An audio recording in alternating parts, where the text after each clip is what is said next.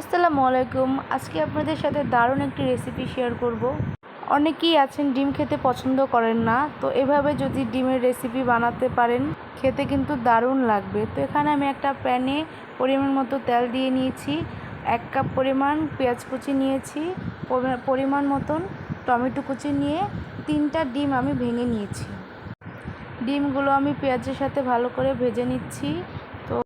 তো এখানে আমি পরিমাণ মতো 1 চামচ হলুদের গুঁড়া, 1 চামচ মরিচের গুঁড়া, 1 চামচ ধনিয়ার গুঁড়া, 1 চামচ জিরার গুঁড়া আর ঘরে বানানো চাট মশলা এবং আদা রসুন বাটা কিছুটা দিয়ে দিচ্ছি। দিয়ে ভালো করে মশলাটা কষিয়ে এখন আমি আলুগুলো কুচি করে দিয়ে দিয়েছি।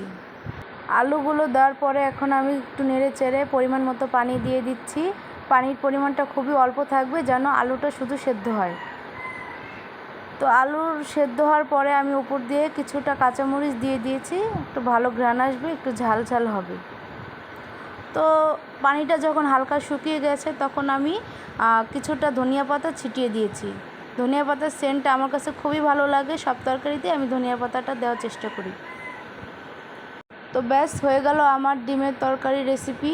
এই রেসিপিটা খুবই সহজ, আপনারা কোনো ঝামেলা ছাড়া এটা বানাতে পারবেন। তো রেসিপি ভালো লাগলে সবাই লাইক কমেন্ট শেয়ার করবেন। আল্লাহ হাফেজ।